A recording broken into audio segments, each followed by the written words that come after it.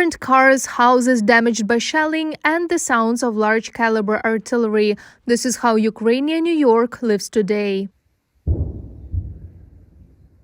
The streets are empty. Those who remained in the settlement are sitting in shelters. They come out during the day and only to find food.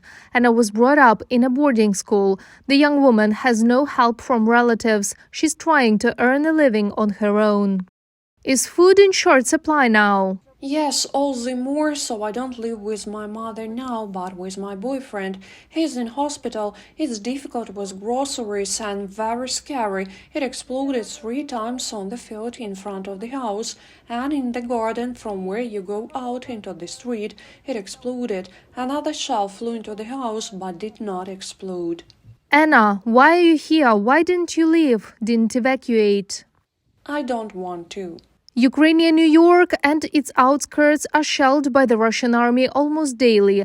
They fire at residential buildings of civilians and urban infrastructure. The shelling does not stop even now.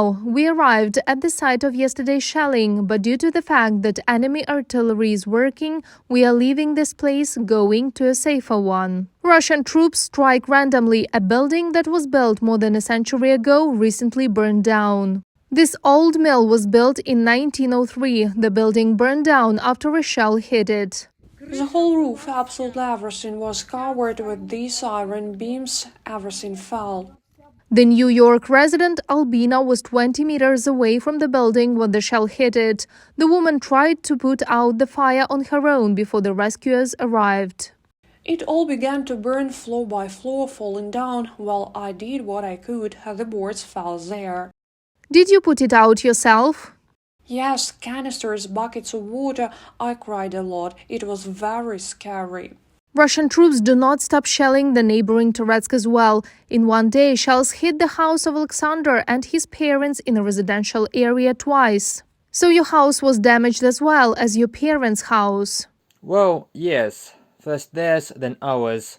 Russian occupation troops are hitting residential areas of the city with heavy artillery, the military administration says. They use Grad and Uragan multiple launch rocket systems. На жаль.